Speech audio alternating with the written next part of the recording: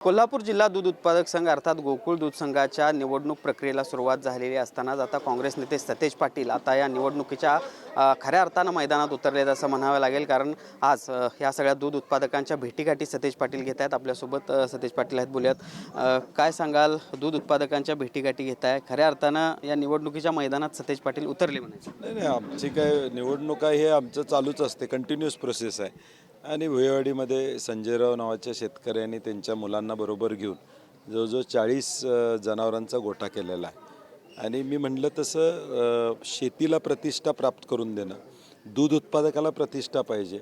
माझं तर म्हणणं आहे, उद्याच्या भविष्यकाळात गोकुळचे सत्ता आल्यानंतर ज्याच्याकडे 5 म्हशी त्याला मुलगी मिळेल।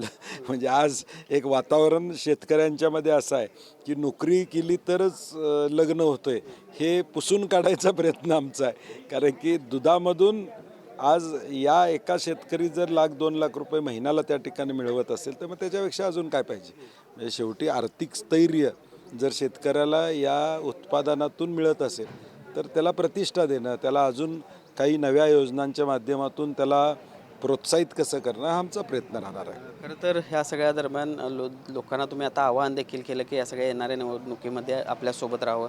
हे करत असताना कुठेतरी गेल्या 2-3 महिन्यात ज्या काही घटना घडल्या त्याबद्दल नाराजी देखील व्यक्त केली? नाही, 100%। कारण की शेवटी काय राजकारण होत राहील, परंतु मुद्दे सोडून जे गेले 2-3 महिने काही गोष्टी झाल्या, म्हणजे आम्ही विरोधामध्ये 10 वर्ष काम केलं, परंतु संस्था कुठल्या हलवायचं काम त्या ठिकाणी केलं नाही, संस्थेचाच। कारण की काय या गोकुळमध्ये काय, गोकुळ डायरेक्ट दूध शेतकऱ्याकडनं घेतं का? नाही, शेतकरी गावातला हा डेअरीला दूध देतो आणि डेअरीतून सगळी तपासणी होऊन दूध आमच्याकडं त्या ठिकाणी येतं, ही व्यवस्था आहे। गावामध्ये दूध संस्थेचं महत्त्व आहे। दूध संस्था नसत्या तर गोकुळ एवढं कलेक्शन स्वतःच्या ताकदीवर त्या ठिकाणी करू शकलाच नाही। हे नेटवर्क आहे आणि ही नेटवर्कची जी काय पायरी आहे, एकमेकाला हात साथ द्यायची, तर या दूध संस्था टिकल्या पाहिजेत। आणि म्हणून आपण दूध संस्थांना अनेक अनुदान देतो, अनेक प्रोत्साहनापर्यंत पैसे का देतो, कारण की त्यांचंही अस्तित्व टिकलं पाहिजे। पण दुर्दैवानं या 2-3 महिन्यातल्या भावकीच्या वादात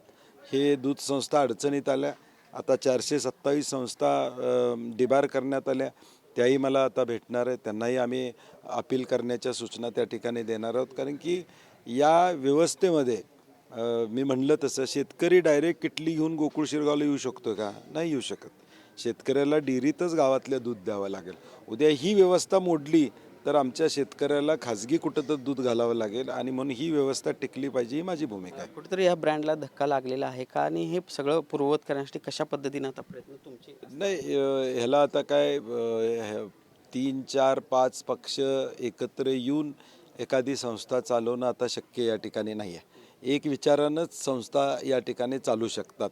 आता निवडणुकीच्या आधीच एवढी भांडणं असतील तर उद्या काय करतील हा प्रश्न शेतकऱ्यांच्या पुढं जिल्ह्यातल्या पडलेला आहे। खरं तर या सगळ्यामध्ये आता राज्यातल्या वरिष्ठ नेत्यांचा देखील हस्तक्षेप दिसतोय, पक्षीय राजकारण गोकुळमध्ये येते। त्याचं काल सुद्धा त्याच्यावर बोललो की पश्चिम महाराष्ट्रामध्ये किंवा महाराष्ट्रामध्ये सुद्धा गेल्या 50 वर्षामध्ये जो सहकार टिकला तो पक्षाचं पायतान त्या संस्थेच्या बाहेर ठेवून माणसं आत गेलीत म्हणून टिकला।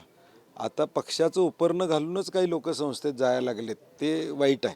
सहकार टिकवायचं असेल तर पक्षाचा पायतान बाजूला ठेवलं पाहिजे आणि आत ही संस्था टिकली पाहिजे, ही माझी भूमिका आहे। काय नेमक्या दूध उत्पादकांच्या भावना तुम्हाला दिसत आहेत, भेटीगाठी घेताय, आणि कशा पद्धतीनं तुम्ही जाहीर तर केलेलं आहे समविचारी लोकांना घेऊन पुढे जाईल, दूध उत्पादकांच्या भावना काय दिसत आहेत आणि कशा पद्धतीने या निवडणुकीला? चांगला प्रतिसाद आहे, लोकांचा चांगला प्रतिसाद आहे।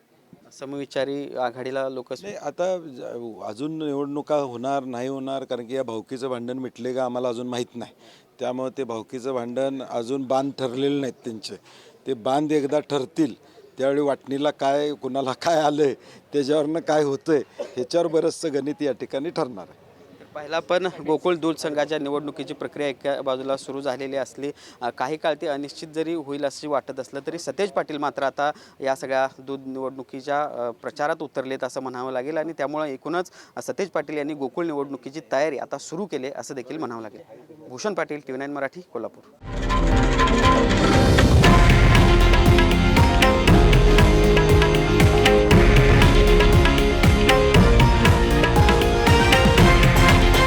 हे आहे देशातील नंबर 1 न्यूज नेटवर्क आणि आपण पाहत आहात TV9 मराठी, एकमेव